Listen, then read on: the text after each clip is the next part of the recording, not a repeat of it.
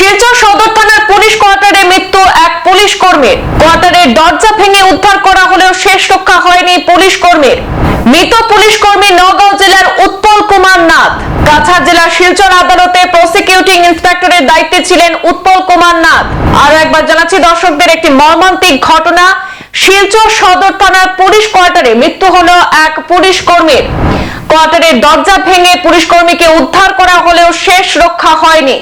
মৃত পুলিশ কর্মী নওগাঁ জেলার উৎপল কুমার নাথ। কাছাড় জেলার শিলচর আদালতে প্রসিকিউটিং ইন্সপেক্টরের দায়িত্বে ছিলেন উৎপল কুমার নাথ। সূত্রে জানা গেছে, শিলচর সদর থানার কোয়ার্টারের রুমের ভেতর হঠাৎ অসুস্থ হয়ে পড়েন কাছাড় জেলার শিলচর আদালতের প্রসিকিউটিং ইন্সপেক্টরের দায়িত্বে থাকা উৎপল কুমার নাথ। সহকর্মীরা ঘটনাটি প্রত্যক্ষ করে রুমের দরজা ভেঙে পুলিশ কর্মীকে উদ্ধার করে সাথে সাথে শিলচর মেডিকেল কলেজে নিয়ে যাওয়া হলেও শেষ রক্ষা হয়নি।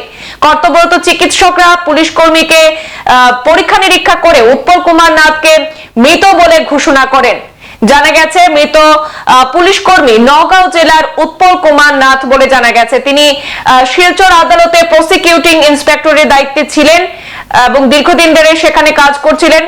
পুলিশ কর্মী অসুস্থ হয়ে পড়ায় প্রত্যক্ষদর্শীরা অর্থাৎ তার সহকর্মীরা ঘরের দরজা ভেঙে সেই পুলিশ কর্মীকে উদ্ধার করে সাথে সাথে তাকে চিকিৎসাধীন করেছেন শিলচর মেডিকেলে। কিন্তু চিকিৎসকরা তার পরীক্ষা নিরীক্ষা করে পুলিশ কর্মী উৎপল কুমার নাথকে মৃত বলে ঘোষণা করেন। সংবাদ এই পর্যন্তই, ফিরছি পরবর্তী অন্যান্য আপডেট নিয়ে। ধন্যবাদ।